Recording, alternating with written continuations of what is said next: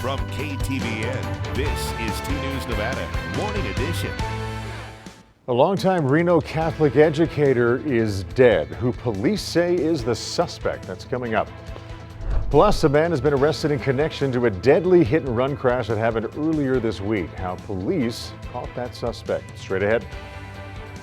Temperatures getting close to breaking records this weekend as the heat wave comes to an end after this weekend. I have things you want to know about right around the corner. Good morning, happy Friday, and thank you for starting your day with us. I'm Kyle Lauder. So we start in Crime Beat this morning. Karen Barreras, a longtime Reno Catholic educator, is dead, and her son, 42-year-old Robert Barreras, was arrested earlier this month and is now facing murder charges.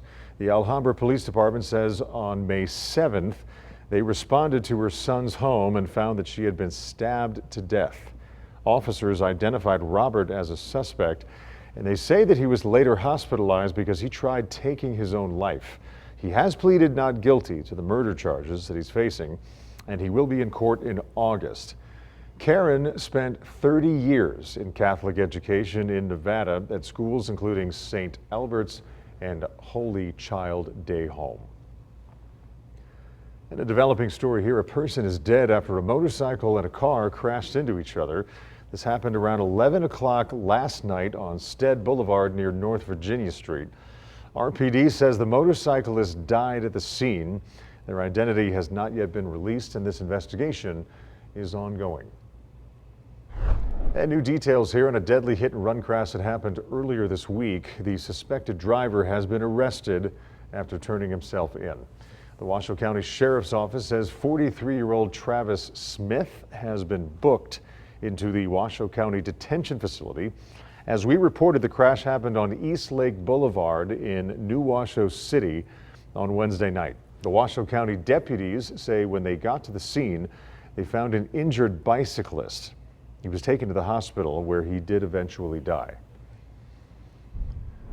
And we'll move to School Watch now. School police are now investigating after an anti-Semitic symbol was carved into the grass at Billinghurst Middle School. In a call to parents, the school's principal says the symbol was immediately covered up and has since been removed. The investigation is ongoing, and if you have any information, please call Safe Voice. That number on your screen right there, 833-216-7233. And an update now on the vandalism that happened at Reno High School last week. The school's principal says multiple people believed to be involved in that incident have been identified. Principal Mike Nakashima says those students and their families have been notified of the consequences that they will be facing, including being suspended for the rest of the school year and not being able to participate in graduation ceremonies. Washoe County School District Superintendent Joe Ernst says school police are currently reviewing all available evidence, and he says it's an active investigation and it will take time to complete. Discipline could happen at the school level or through criminal charges. He says the full scope of the damage is still being assessed, and it's still too early to put a dollar amount on it. So if you have any information, please call school police. Their number is 775-348-0285. All right, hot, dry, windy, the triple threat this weekend. Let's check in with meteorologist Barrett Vincent now. Good morning, Barrett. Yes, the triple threat. Good morning, Kyle. And not to mention potential for triple-digit temperatures. That'll be tomorrow, and if we hit those, it'll be the earliest day on record that we hit triple digits. So Man.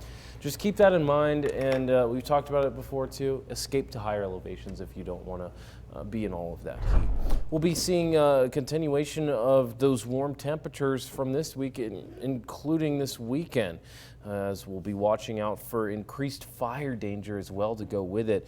That's with fire weather watches taking over tomorrow and temperatures increasing. It's going to get warm. 96 today forecasted, right around records, and 99 tomorrow forecasted to break records. If we hit triple digits, then it'll be the earliest day on record for those triple-digit temperatures.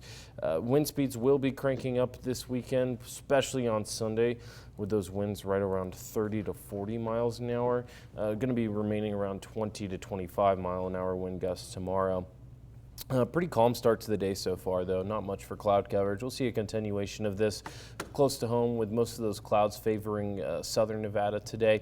And then tomorrow, just to kind of add a little bit of a cherry on top to the fire weather, we'll be watching out for some dry thunderstorm activity to the peaks of the Sierra and surrounding higher elevation regions. Not really going to be seeing much for lower elevations. Most of these will be dry thunderstorms. So if you hear a rumble of thunder, don't expect much rain, but fire weather is prevalent, so keep that in mind.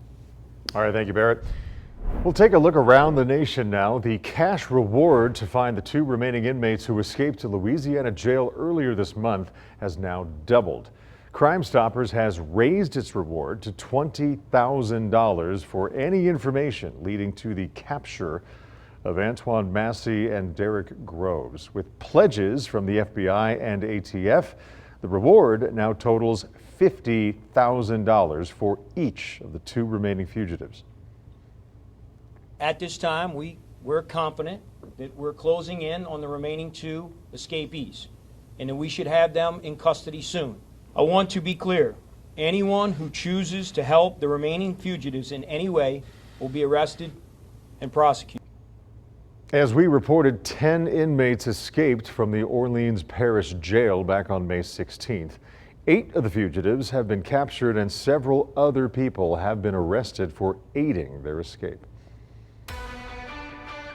And coming right up on 2 News Nevada this morning, the Reno River Festival gets underway today. But what's different about this year's event? We'll tell you when we come back.